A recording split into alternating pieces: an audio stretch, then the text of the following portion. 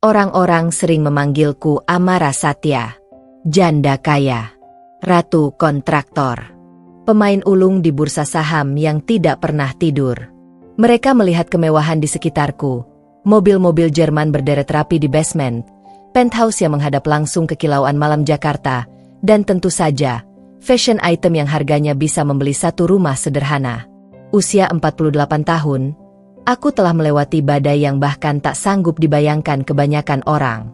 Aku kuat, tegas, dan tak kenal kompromi dalam bisnis. Namun, semua kemegahan ini, dinding marmer, meja kayu jati solid, hingga senyum palsu rekan-rekan bisnisku, terasa dingin. Begitu dingin. Pagi ini, saat aku berdiri di balkon, menyaksikan keramaian yang seolah-olah berputar di bawah kendaliku, hanya satu hal yang terasa hangat dan nyata di hidupku, rutinitas harian sederhana yang ironis. Fajar, panggilku, suaraku sedikit melembut. Pria itu langsung muncul dari balik pantry, cepat, senyap, dan selalu rapi. Fajar Aditama, sopir pribadiku, usia 28 tahun. 10 tahun lebih muda dari almarhum suamiku, 20 tahun lebih muda dariku. Wajahnya tampan, bukan dengan gaya metropolis yang licin, melainkan ketampanan yang jujur dan tulus. Matanya adalah dua cermin jernih. Kontras sekali dengan lingkungan kerjaku yang penuh kilau palsu dan janji kosong. "Ya, Bu Amara," jawabnya. Nada bicaranya selalu sopan, formal, dan menjaga jarak profesional yang ketat. Itu yang membuatku gila, dalam artian yang baik. "Tolong siapkan mobil. Kita ke Yayasan Cahaya Bangsa dulu, baru ke kantor," ujarku sambil mengenakan blazer merah marun. "Baik, Bu. Saya siapkan mobil," katanya sambil membungkuk sedikit sebelum mundur. Sejak lama, aku memiliki kebiasaan yang tidak pernah kusebarluaskan, sedekah rutin. Aku percaya, apa yang aku ambil dari dunia, sebagian kecilnya harus kembali ke tangan yang membutuhkan. Fajar sering menemaniku dalam kunjungan ini. Dia selalu membawa kotak sedekahku dengan sangat hati-hati, tak pernah sekalipun melirik isinya, dan berinteraksi dengan anak-anak yatim atau para duafa dengan kesopanan yang murni, tanpa pretensi. Terkadang, ia bahkan ikut membersihkan pekarangan yayasan jika melihat ada sampah berserakan, padahal itu bukan tugasnya. Aku mengamati kebiasaannya. Fajar tidak pernah menerima sepeser pun uang tip dari klien atau relasi bisnisku. Bahkan ketika mereka memaksa memberinya, ia selalu menolak dengan alasan, "Gaji dari Bu Amara sudah lebih dari cukup, Bapak Ibu. Terima kasih atas niat baiknya." Integritasnya yang polos ini adalah magnet bagiku. Di antara para manajerku yang licik, para trader saham yang siap menikahmu dari belakang, dan para pria yang mendekatiku hanya karena melihat saldo rekeningku, Fajar adalah anomali. Ia adalah kejujuran yang kuinginkan, tetapi tak bisa kudapatkan di dunia yang telah kubangun ini. Hari itu, kami baru saja kembali dari yayasan. Ada sedikit selisih uang tunai yang kumasukkan ke dalam dompetku dan tertera di notanya. Aku tahu persis ada beberapa lembar 100 ribuan yang seharusnya ada di sana. Kami duduk di dalam mobil yang melaju tenang menuju distrik bisnis. "Fajar, apakah kamu melihat ada uang tunai yang tersisa di meja tadi?" tanyaku tiba-tiba, mataku fokus pada jendela, tetapi indraku terarah penuh padanya. Aku merasakan ia sedikit menegang di balik kemudi. "Uang tunai, Bu?" "Sepertinya tidak, Bu." Setelah saya memasukkan sisa dokumen ke dalam map dan menutup tas ibu, yang saya lihat hanya buku agenda. Jawabnya dengan suara yang stabil, tidak terburu-buru. Aku sengaja tidak membahasnya lebih lanjut. Aku tahu itu adalah sisa uangku. Aku tahu persis di mana uang itu. Aku hanya ingin mengujinya. Beberapa menit kemudian, mobil kami berhenti di lampu merah. Aku berpura-pura mencari sesuatu di tas kerjaku. "Oh, tunggu sebentar, Fajar," kataku sambil merogoh saku blazernya yang tergantung di kursi penumpang. Dompetku kosong. Sepertinya aku lupa membawanya. Fajar langsung bereaksi. "Tunggu, Bu Amara. Tadi pagi, saat ibu meminta saya menyiapkan mobil, Dompet ini jatuh dari tas kerja ibu di pantry, katanya.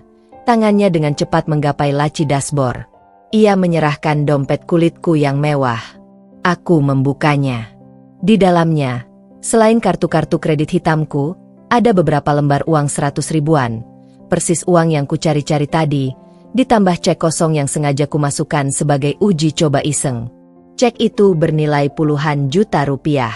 Kamu tidak melihat isinya? Tanyaku, nadaku serius. Fajar menatapku melalui kaca spion. Ekspresinya murni kebingungan. Maaf, Bu. Saya hanya memastikan kartu identitas ibu ada di sana dan segera menyimpannya. Saya tidak akan lancang memeriksa isinya, katanya, penuh kejujuran yang menyakitkan.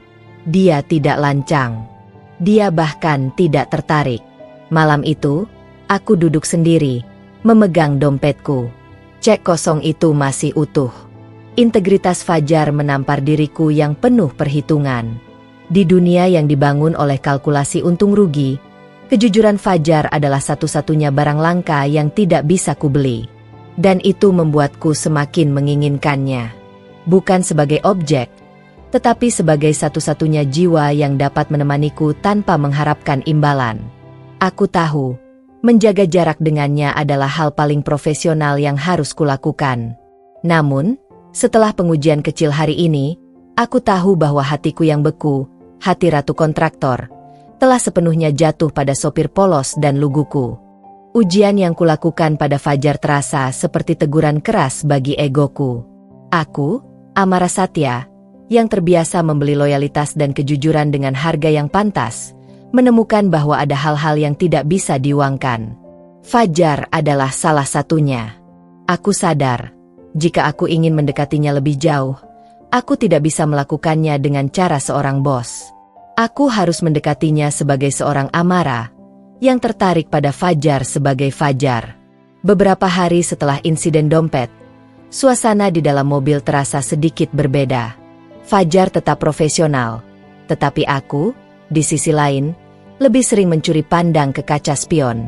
Fajar, panggilku suatu sore, saat mobil kami terjebak macet total di Jalan Sudirman. Aku memutuskan ini adalah saat yang tepat. Jeda dalam kesibukan ini memaksanya untuk mendengarkan. Ya, Bu Amara.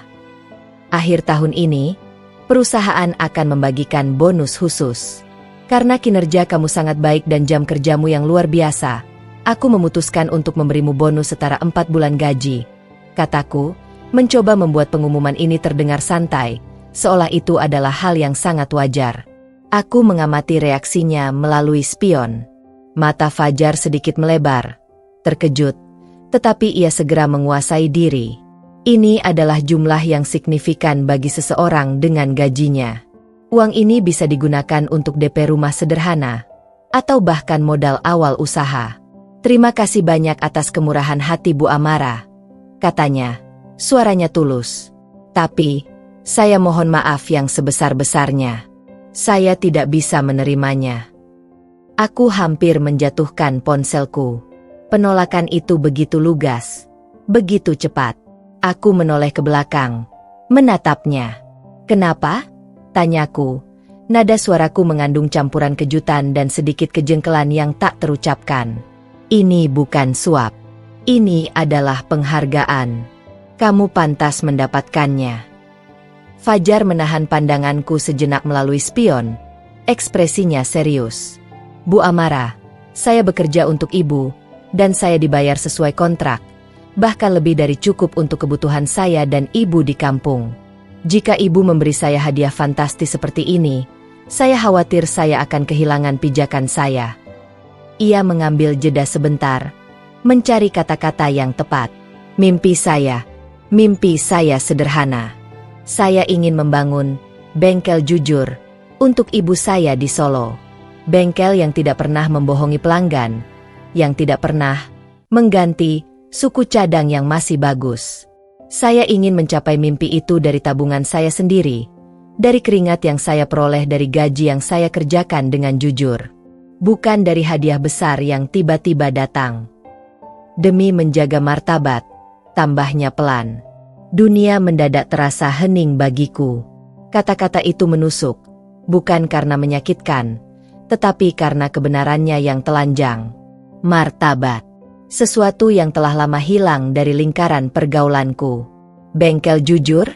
Ulangku, berusaha memproses visinya. Ya, Bu.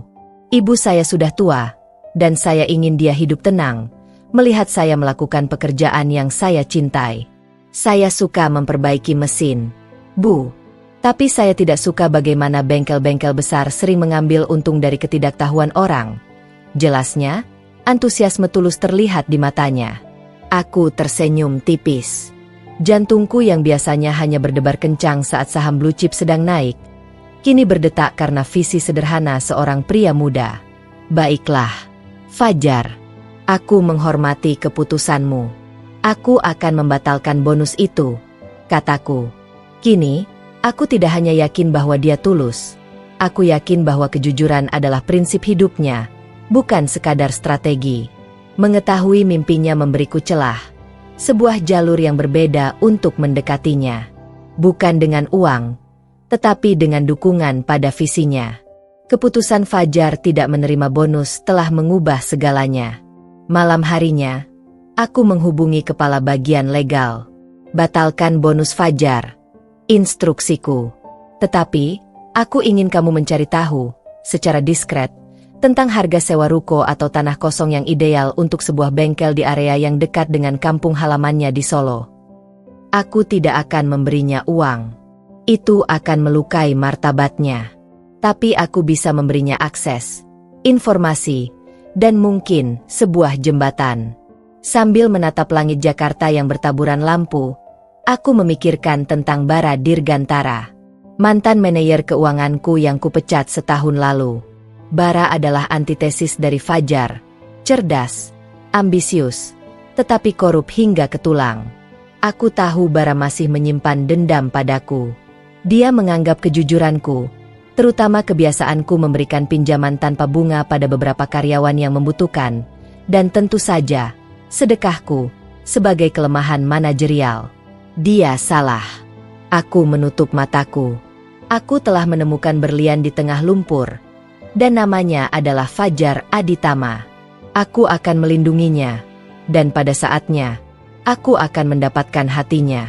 Namun, jika Bara benar-benar muncul, kejujuran Fajar, yang sangat kontras dengan diriku, bisa menjadi target yang empuk. Ketakutan itu kini terasa nyata. Aku harus mulai bersiap, tidak hanya untuk memenangkan hati Fajar, tetapi juga untuk menghadapi bayangan Bara yang mulai mengintai dari kegelapan. Integritas Fajar adalah aset terbesar yang kumiliki, tetapi juga kelemahan terbesar dalam permainan bisnis yang kotor. Dunia bisnisku adalah medan perang. Aku terbiasa menghadapi serangan finansial, negosiasi yang keras, dan pengkhianatan rekanan. Tetapi ancaman yang kurasakan sekarang terasa lebih personal, lebih kotor. Ini bukan tentang angka di laporan keuangan, melainkan tentang kebencian murni. Dan aku tahu sumbernya, Bara Dirgantara. Beberapa minggu setelah penolakan tulus Fajar atas bonus akhir tahun, perusahaanku, PT Satya Cipta Karya, berjalan normal. Namun, naluri bisnisku yang tajam menangkap getaran aneh. Beberapa proyek kecil mendadak tertunda tanpa alasan yang jelas dari pihak klien. Hal itu membuatku waspada.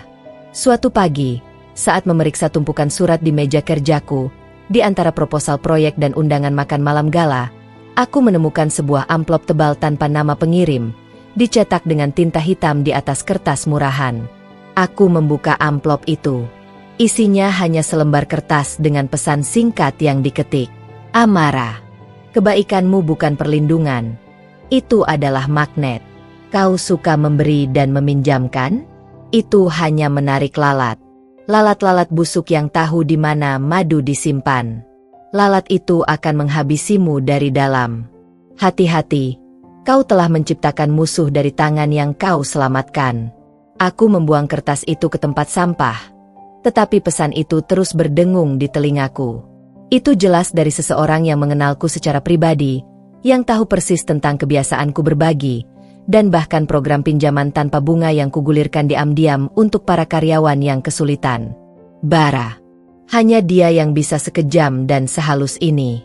Dia selalu sinis terhadap sedekahku, menganggapnya sebagai pemborosan modal yang bisa diinvestasikan kembali. Dia menyebut orang-orang yang kubantu sebagai lalat. Ketakutan terbesar datang saat pikiran itu mengarah pada Fajar. Fajar adalah lalat yang paling berharga dan tulus di mataku. Tetapi bagi Bara, Fajar adalah celah sempurna untuk melukaiku secara personal. Tugas mendadak membawaku dan Fajar ke Bandung sore itu untuk meninjau proyek pembangunan resort baru. Sore itu hujan deras. Aku duduk di belakang, mencoba membaca proposal proyek, tetapi pikiranku terus terdistraksi oleh surat anonim itu. "Bagaimana ibumu, Fajar? Apa beliau baik-baik saja?" tanyaku, memecah kesunyian. Fajar menjawab dengan ramah. "Alhamdulillah, baik, Bu. Beliau baru saja menjalani pemeriksaan rutin. Saya bersyukur ibu mengizinkan saya pulang lebih awal akhir pekan lalu." "Tentu saja. Kesehatan ibu itu yang utama," kataku. Tiba-tiba, mobil kami, Mercedes-Benz S-Class yang berat dan kokoh, terasa berguncang hebat di bagian belakang. Fajar tampak sigap. "Kita melindas apa, Fajar?" tanyaku, khawatir.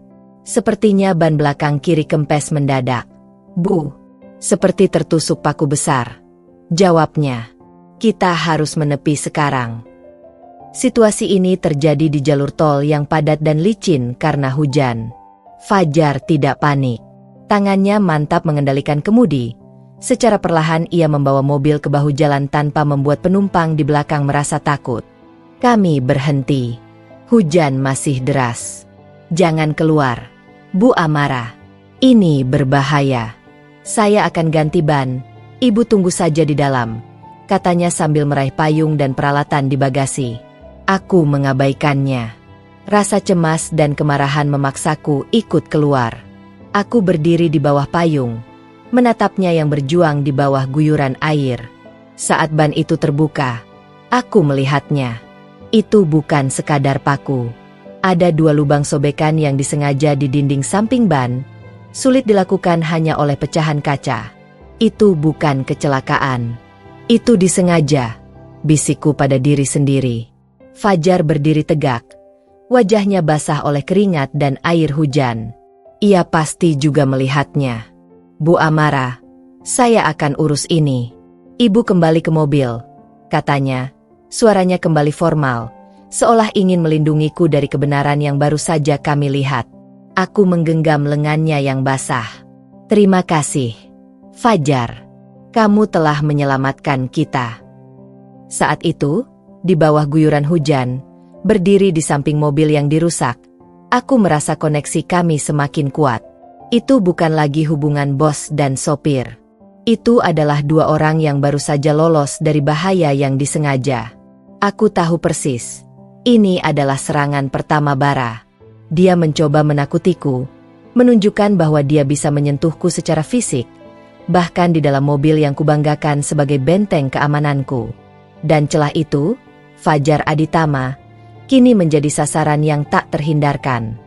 Serangan ban di tol Bandung bukan hanya merusak ban mobilku, itu merusak rasa aman yang selama ini kubanggakan.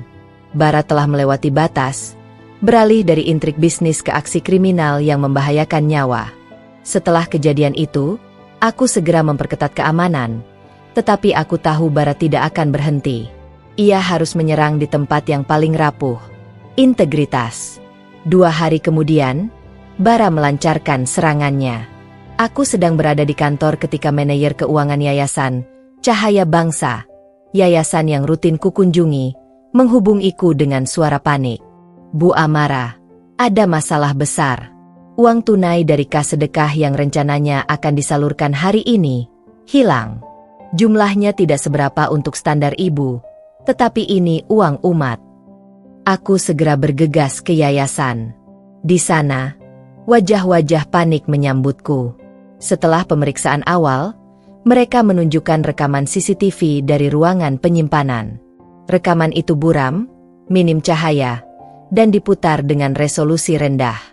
Namun, siluetnya tidak salah lagi.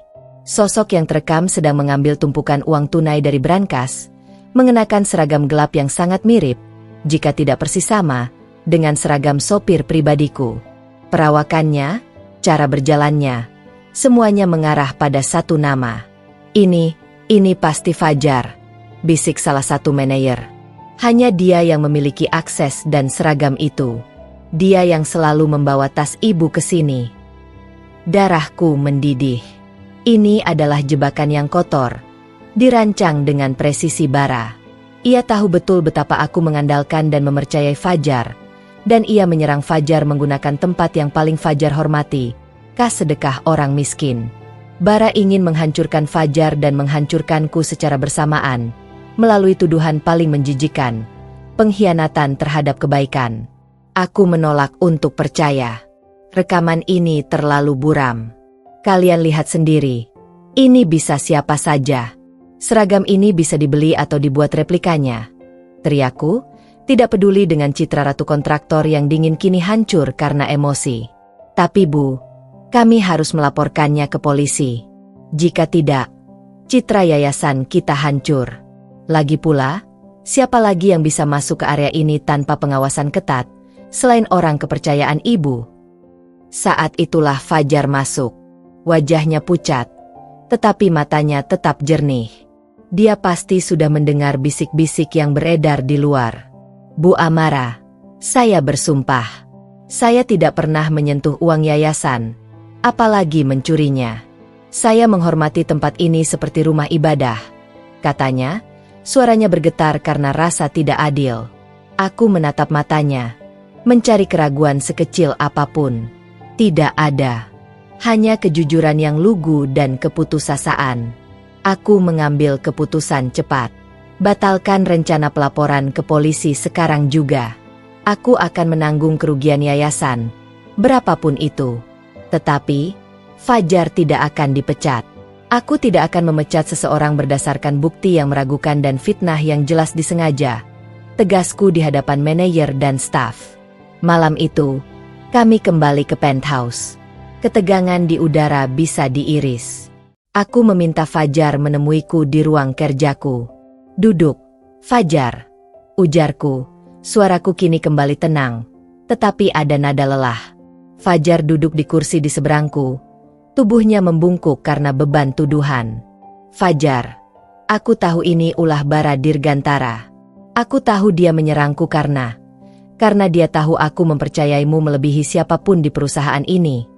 Kataku, mencoba untuk tidak melihat ke matanya. Dia diam. Aku memberanikan diri. Aku juga tahu, Fajar, dia menyerangku karena dia tahu perasaanku padamu. Dan dia ingin menghancurkanku dengan menghancurkan dirimu. Aku mengangkat pandanganku, dan akhirnya, mata kami bertemu. Fajar menarik napas dalam-dalam, menelan ludah. Bu Amara, jika ibu sudah tahu. Aku ingin mendengarnya darimu, potongku. Air mata Fajar menggenang. Saya juga mencintai ibu, Amara, katanya, memanggil namaku tanpa gelar. Itu adalah pertama kalinya.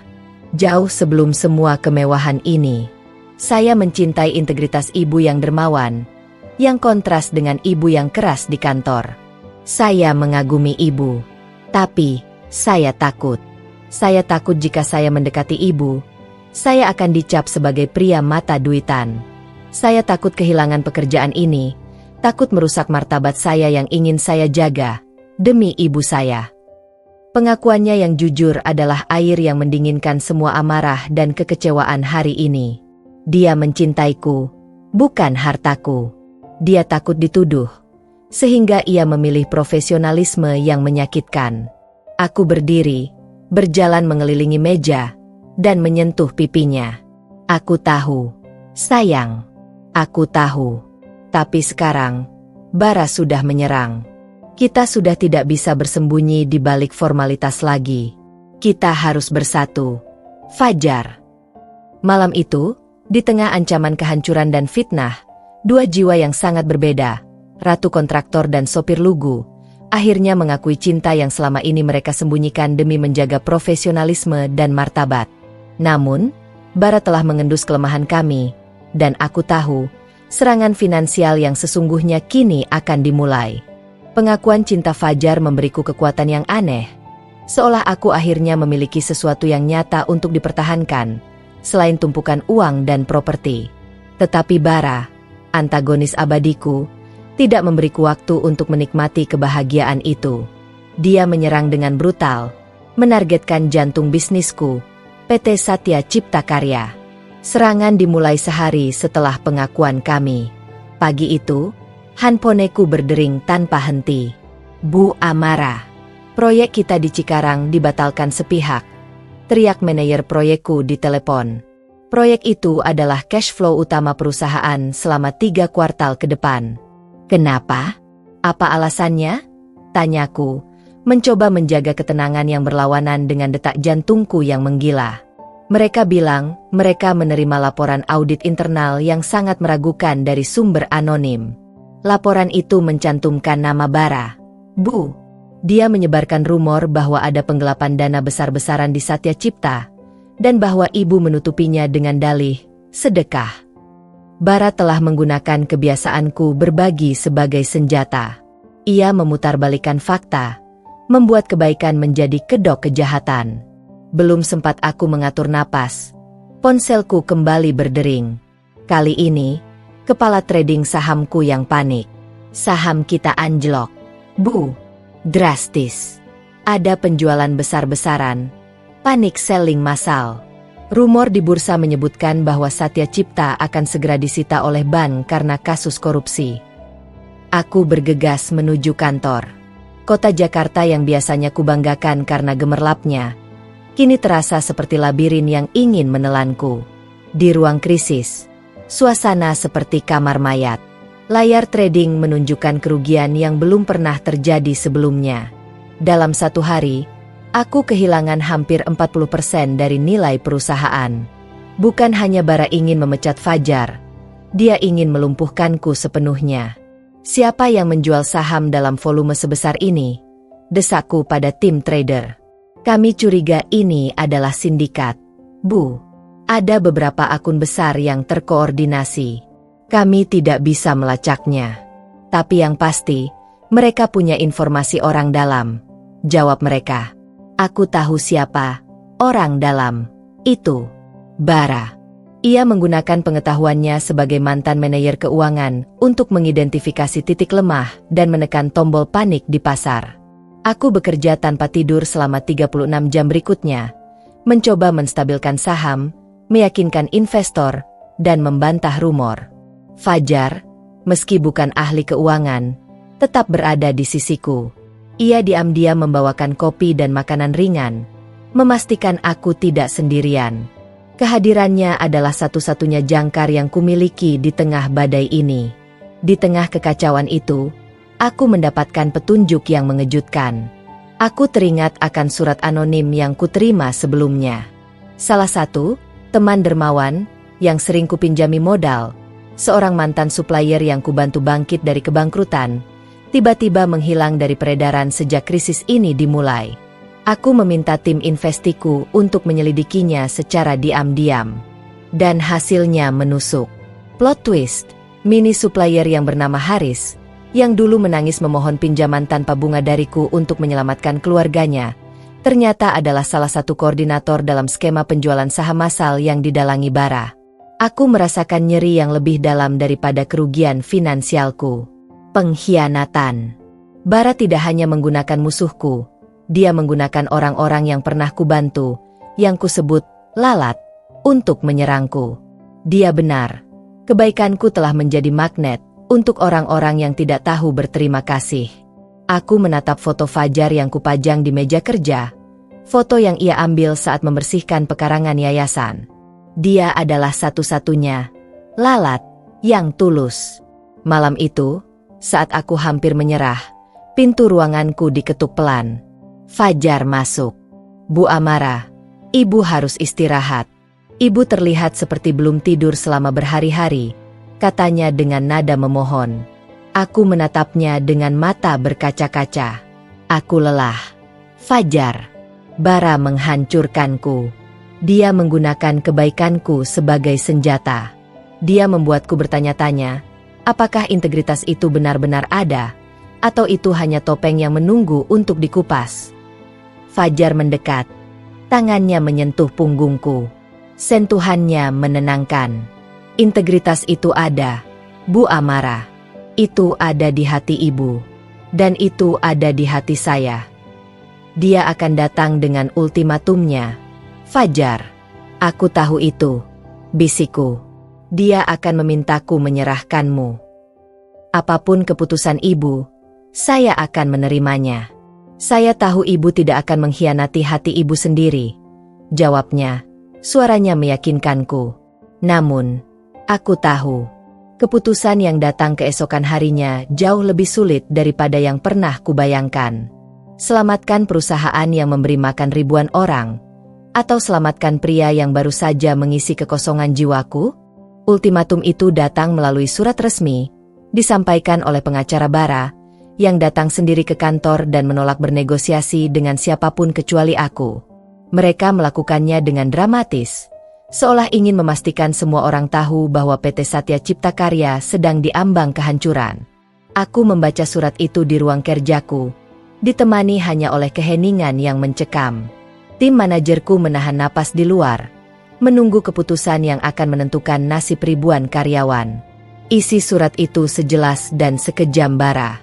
Untuk menghentikan serangan finansial di bursa saham dan untuk mencabut semua laporan yang mengindikasikan kecurangan dan korupsi di PT Satya Cipta Karya, Nyonya Amara Satya harus memenuhi 2 syarat mutlak.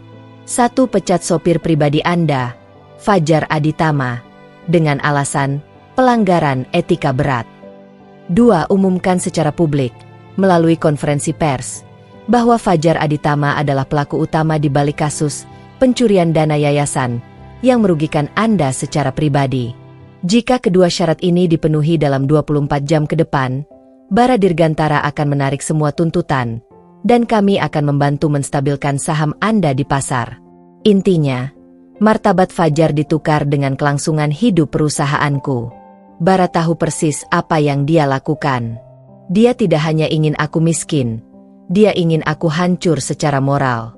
Dia ingin memaksaku mengkhianati pria paling jujur yang pernah ku kenal, pria yang kucintai, demi menyelamatkan asetku. Air mataku jatuh, tetapi dengan cepat ku sapu. Aku tidak bisa membiarkan diri lemah. Aku adalah Amara Satya. Aku harus berpikir sebagai janda kaya, ratu kontraktor, yang bertanggung jawab atas ribuan keluarga. Ribuan keluarga melawan 1 jiwa. Jika aku memilih cinta, perusahaanku akan hancur dalam hitungan hari. Bank akan menyita aset. Karyawan akan kehilangan pekerjaan. Jika aku memilih perusahaan, aku akan menghancurkan Fajar, dan mungkin menghancurkan integritasku sendiri selamanya. Aku memutuskan untuk berkorban. Aku harus menyelamatkan perusahaanku. Aku harus mendapatkan waktu untuk melawan Bara. Satu-satunya cara adalah berpura-pura tunduk, membuat Bara lengah, dan kemudian menyerang balik dengan kekuatan yang tidak terduga. Aku memanggil Fajar ke ruanganku. Fajar, panggilku, suaraku dingin, sekeras batu, dan tanpa emosi yang semalam. Aku memastikan tidak ada kehangatan yang tersisa di mataku. Fajar masuk. Wajahnya khawatir, tetapi matanya tetap tenang. Dia menunggu. Aku sudah memikirkan semuanya, kataku, sambil berdiri dan berjalan menjauh darinya, menuju jendela. Ancaman Bara ini nyata. Perusahaan kita diambang kehancuran. Aku berbalik, menatapnya, dan mengucapkan kata-kata yang paling menyakitkan dalam hidupku. Kamu dipecat, Fajar. Wajah Fajar membeku. Hanya matanya yang menunjukkan rasa sakit luar biasa. Maaf. Kamu dengar aku. Kamu dipecat. Ulangku, lebih keras. Jangan berani-beraninya menatapku seperti itu. Aku bilang tadi malam aku mencintaimu? Itu omong kosong. Kebodohan sesaat. Aku adalah seorang pengusaha. Aku memilih kekayaan. Aku memilih aset. Aku memilih perusahaanku, Fajar. Bukan kamu. Aku menunjuk ke arahnya dengan tangan gemetar. Kamu hanyalah sopir. Seorang pria lugu dengan mimpi bengkel kecil. Beraninya kamu berpikir bahwa kamu bisa mengungguli semua yang telah aku bangun? Aku memilih hartaku. Pergilah. Dan jangan pernah kembali ke sini. Dan ya, aku juga akan mengeluarkan pernyataan pers bahwa kamu adalah pencuri dana yayasan itu. Aku akan menyerahkanmu pada polisi. Kebohongan itu keluar dengan lancar, seolah aku telah melatihnya selama bertahun-tahun. Itu adalah kebohongan terkejam yang pernah aku lakukan. Fajar tidak berteriak, tidak memohon. Dia hanya menatapku lama sekali, seolah jiwanya sedang dipreteli dari tubuhnya. Keputusasaan di matanya membuat hatiku hancur berkeping-keping. Saya mengerti, Bu Amara, jawabnya. Suaranya pelan dan putus asa. Selamat untuk pilihan ibu. Saya selalu berharap ibu akan memilih integritas, bukan uang. Ia berbalik, melangkah keluar ruangan. Aku harus menahan diri untuk tidak memanggilnya kembali, untuk tidak berlari memeluknya dan mengatakan bahwa semua itu bohong. Setelah Fajar pergi, aku segera melaksanakan rencanaku. Aku mengambil surat permintaan maaf yang sudah kusiapkan sejak semalam. Surat itu singkat dan lugas. Sayangku Fajar, semua yang kukatakan adalah kebohongan. Aku tidak memilih harta. Aku memilih untuk melindungimu dan ribuan orang. Bara akan menghancurkanmu jika kamu tetap di sini. Kamu harus pergi. Pergilah keluar kota. Kejarlah mimpimu membangun bengkel itu. Aku berjanji, aku akan melawannya, dan aku akan menyusulmu. Jangan pernah meragukan cintaku. Ini adalah pengorbanan terbesarku demi keselamatanmu. Tunggulah aku. Cintaku. Amara. Aku bergegas mengejarnya, tidak memanggilnya, agar tidak ada yang tahu. Aku melihatnya mengambil tasnya dari loker sopir di basement. Aku bersembunyi di balik pilar. Saat Fajar mengenakan jasnya, seragam terakhirnya, aku bergerak cepat, menyelinap, dan menyelipkan surat itu jauh ke dalam saku jas bagian dalamnya. Fajar pergi. Dengan langkah yang berat, ia menghilang dari basement mewahku. Beberapa jam kemudian, saat Fajar mungkin sudah jauh di jalan, aku berdiri di depan media, dengan mata berkaca-kaca, air mata penyesalan yang tulus, dan membuat pernyataan pers yang menghancurkan martabat Fajar. Aku telah menjual jiwaku, demi mendapatkan waktu. Bara tertawa di kejauhan. Percaya dia telah menang. Dia tidak tahu, aku baru saja memberikan diriku seorang martir, dan sebuah motivasi yang tak terkalahkan. Dunia percaya aku adalah monster. Media massa melabeli konferensi persku sebagai pengkhianatan Amara Satya, memilih uang di atas cinta. Bara Dirgantara menyeringai di belakang layar. Dia telah memenangkan putaran pertama. Sahamku stabil sesaat, tetapi kerusakan reputasi sudah terjadi. Namun, Bara salah besar. Aku tidak menjual jiwaku. Aku menginvestasikannya dalam waktu. Keputusan kejam untuk memecat Fajar, dan kebohongan menyakitkan tentang memilih harta, telah membelikanku waktu krusial.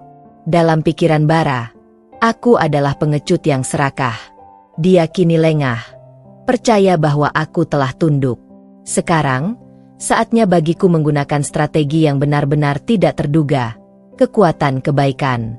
Malam itu, setelah media tenang, aku tidak menuju rumah. Aku memanggil tim kepercayaanku, bukan manajer keuangan atau trader saham, tetapi tim kecilku yang mengurus filantropi, dan satu-satunya orang di IT yang paling kupercaya. Bara menggunakan kebaikanku sebagai senjata, memutarbalikannya menjadi kelemahan. Kataku, suaraku rendah dan penuh tekad.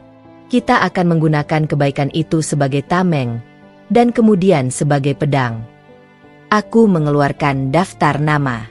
Daftar ini berisi puluhan orang yang pernah kusentuh hidupnya.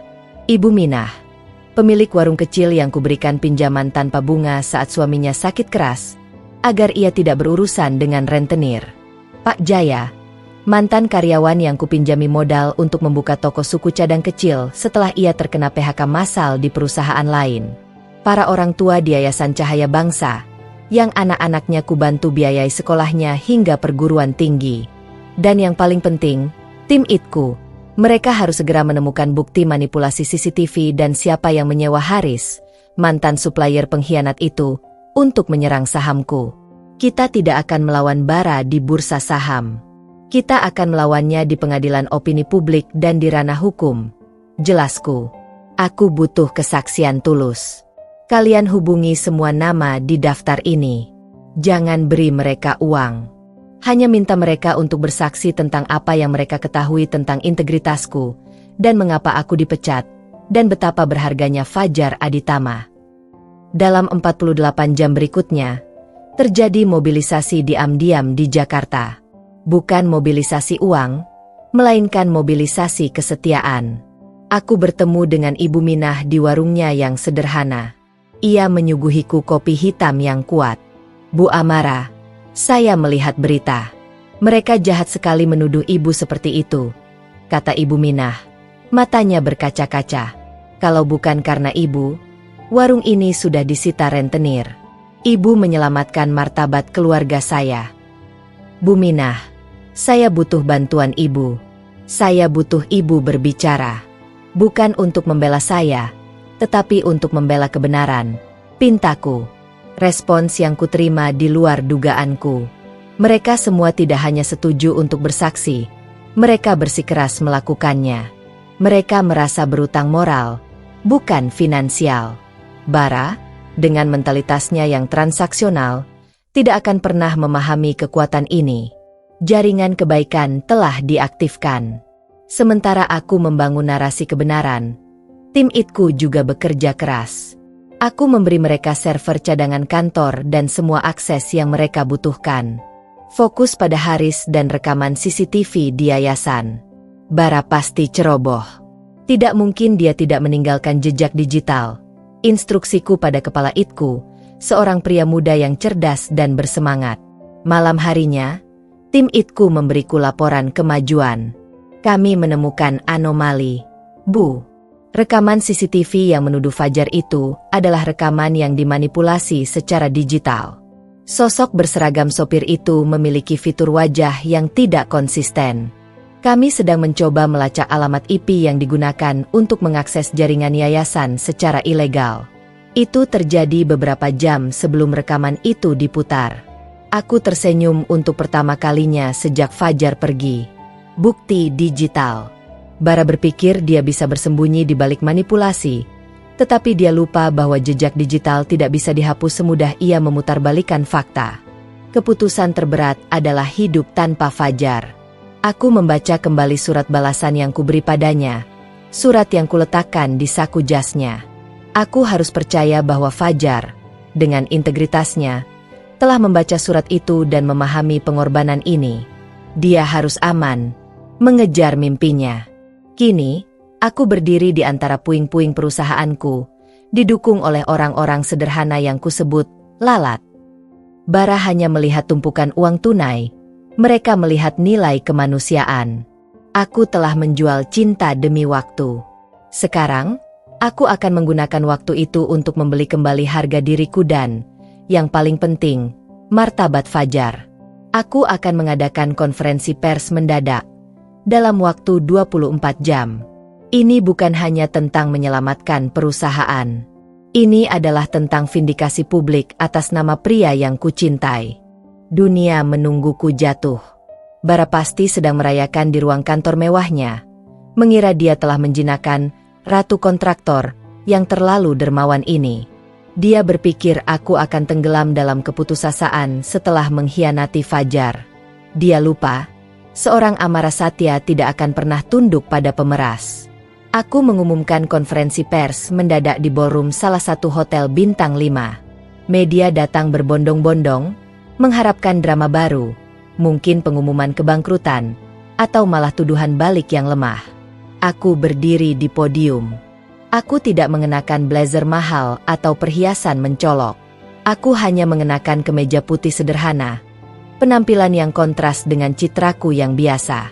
Di belakangku, di layar besar, tertulis satu kalimat. Kekayaan sejati adalah apa yang telah kita berikan. Aku memulai dengan mengakui kebohongan yang kubuat.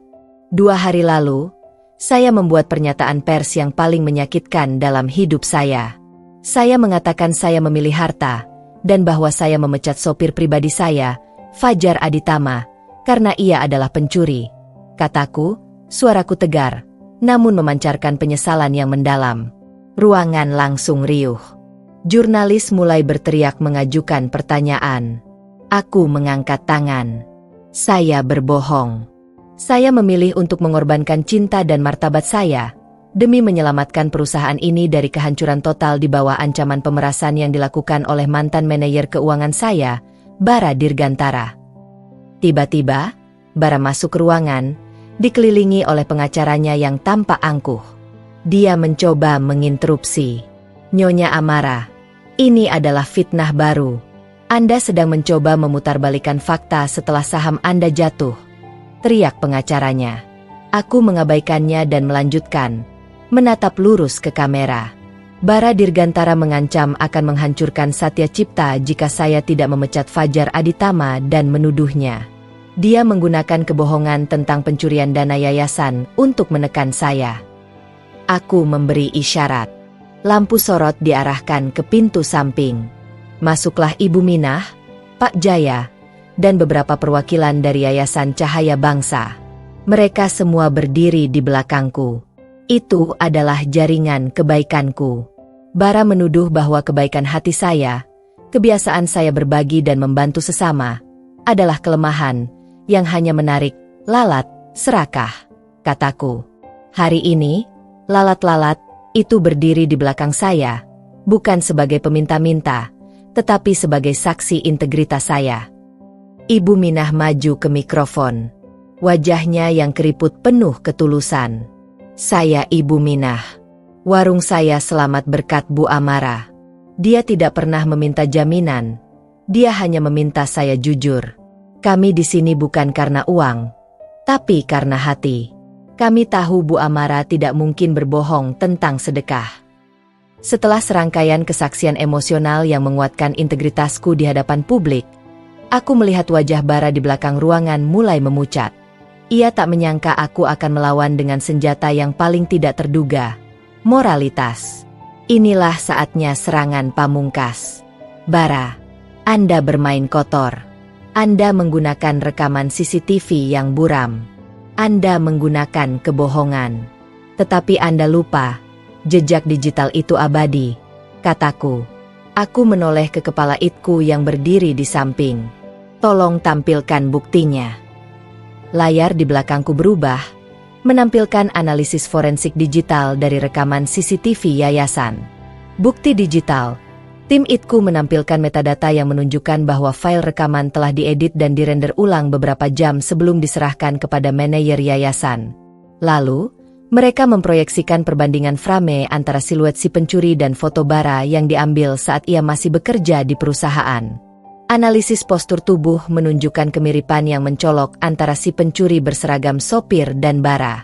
Bara Dirgantara, kataku, suaraku kini adalah suara seorang pemenang di medan perang. Anda yang merekayasa bukti itu. Anda menyewa orang untuk memakai seragam sopir serupa, dan memanipulasi video untuk menjebak Fajar Aditama. Ruangan pecah dalam kekacauan. Bara mencoba melarikan diri, tetapi sudah terlambat. Polisi yang sudah kusuruh bersiaga, setelah aku memberikan bukti digital ini secara rahasia, segera masuk. Mereka membekuk Bara dan pengacaranya di tengah kerumunan jurnalis.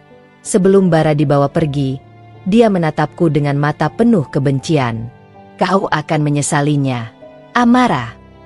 Aku hanya membalas tatapannya. Aku menyesal mempercayaimu, Bara. Aku tidak menyesal memperjuangkan martabat pria yang kucintai. Konferensi pers itu bukan hanya menyelamatkan perusahaanku. Sahamku melonjak tajam saat kabar penangkapan Bara menyebar, tetapi juga memulihkan nama Fajar di hadapan publik. Aku telah mendapatkan kembali martabatnya yang kuhancurkan. Aku duduk sendiri di ruang make-up hotel. Kelelahan, tetapi lega. Tugas terakhirku sudah menunggu. Aku harus menemukan Fajar. Dunia kembali terasa di bawah kendaliku. Saham PT Satya Cipta Karya tidak hanya pulih, ia melampaui level sebelum serangan bara, didorong oleh gelombang simpati publik yang melihatku sebagai simbol integritas sejati. Berita tentang jaringan kebaikan dan pengkhianatan bara menjadi headline nasional. Kebaikan, yang bara sebut kelemahan, ternyata adalah branding terkuatku. Namun, semua kemenangan ini terasa hampa. Aku kehilangan satu-satunya barang paling berharga yang pernah kumiliki. Fajar. Aku harus menemukannya. Aku mengambil mobil pribadiku yang sederhana, bukan Mercedes-Benz yang mewah, dan menyetir sendiri. Aku tahu kemana tujuannya. Solo, kampung halaman Fajar. Ia pasti kembali ke tempat yang ia cintai, tempat yang ia sebut dengan tulus sebagai mimpi. Bengkel jujur. Perjalanan itu memberiku waktu untuk merenung. Aku telah melukai Fajar dengan kata-kata paling kejam. Meskipun aku telah memasukkan surat rahasia ke sakunya, apakah itu cukup untuk menyembuhkan luka yang kubuat di depan umum? Setelah perjalanan panjang, aku tiba di sebuah daerah pinggiran di Solo. Berdasarkan data yang kuberitahu tim legal untuk mencarinya dulu, aku berhasil menemukan sebuah bengkel kecil, tampak nyeleneh tetapi bersih, yang baru disewa. Sebuah papan kayu sederhana bertuliskan, Bengkel Aditama, jujur dan terpercaya. Jantungku berdebar kencang. Itu dia. Aku memarkir mobil di seberang jalan dan melihatnya. Fajr. Dia sedang berlutut, memperbaiki mesin mobil tua. Tangannya penuh oli, kemejanya belepotan, tetapi wajahnya memancarkan kedamaian. Dia bekerja dengan kebahagiaan yang belum pernah kulihat saat dia menyopiri mobilku yang mewah. Aku berjalan perlahan ke bengkel itu. Selamat siang. Apakah di sini bengkel Aditama? Tanyaku, suaraku sedikit tercekat. Fajar mendongak. Ketika matanya menangkap sosokku, Amara Satya, ratu kontraktor, berdiri di depan bengkelnya yang penuh oli. Dia terpaku. Alat-alat di tangannya jatuh ke lantai. Bu Amara? Bisiknya. Keterkejutan dan kebingungan terlihat jelas di wajahnya. Aku menatap tangannya yang kotor dan senyumnya yang tulus. Aku di sini. Fajar. Aku datang untuk menepati janji. Fajar membersihkan tangannya dengan lap kotor dan berdiri tegak. Saya tahu ibu sudah memenangkan pertempuran. Saya mengikuti beritanya. Saya tahu ibu membela saya.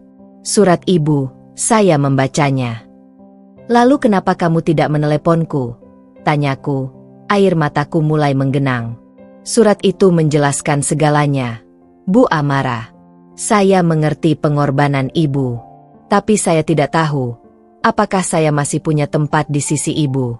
Ibu dipecat dengan kata-kata kejam. Dan ibu menyuruh saya pergi mengejar mimpi saya. Saya sudah melakukan itu. Jawabnya, menunjuk ke bengkel.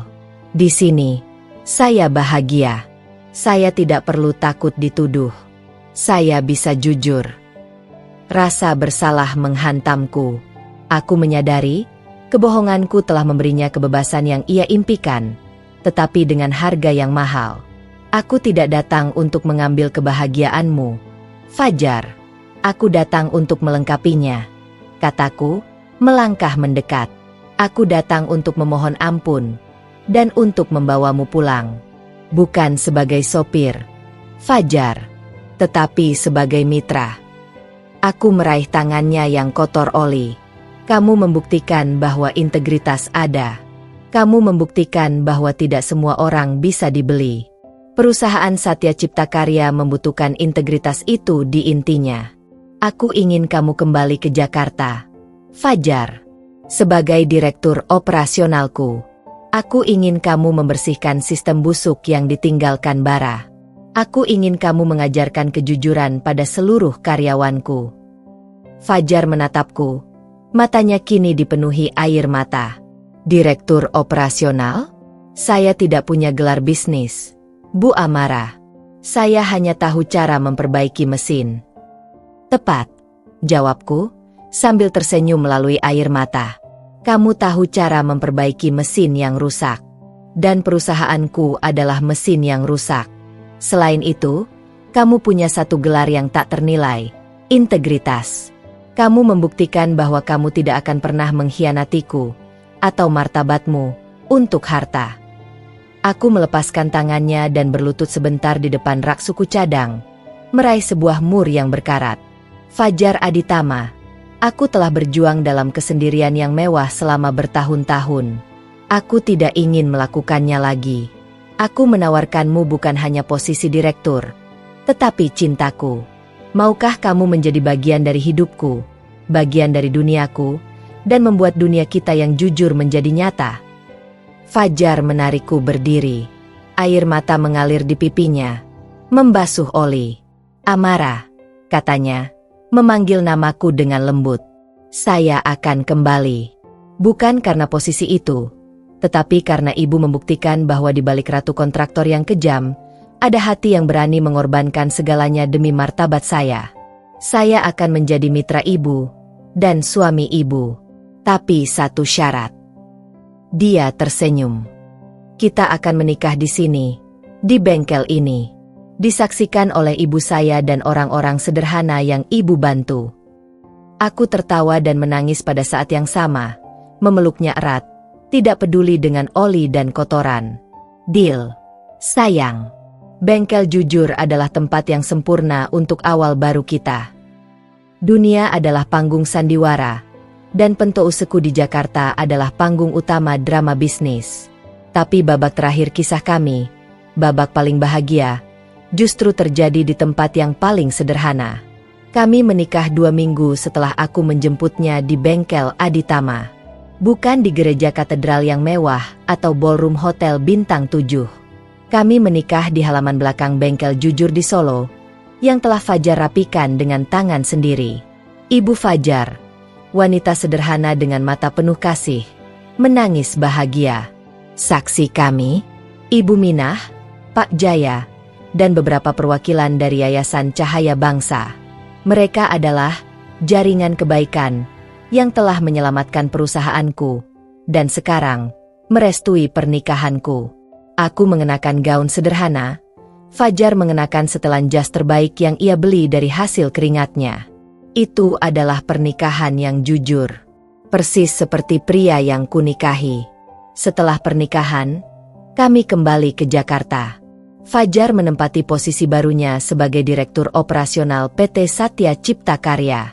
Keputusan ini memicu keraguan di kalangan manajer lama. Bagaimana mungkin mantan sopir pribadi bisa memegang kendali operasional perusahaan kontraktor terbesar? Aku tidak butuh direktur yang tahu cara memanipulasi spreadsheet. Jelasku tegas dalam rapat perdana. Aku butuh direktur yang tahu cara menjaga integritas.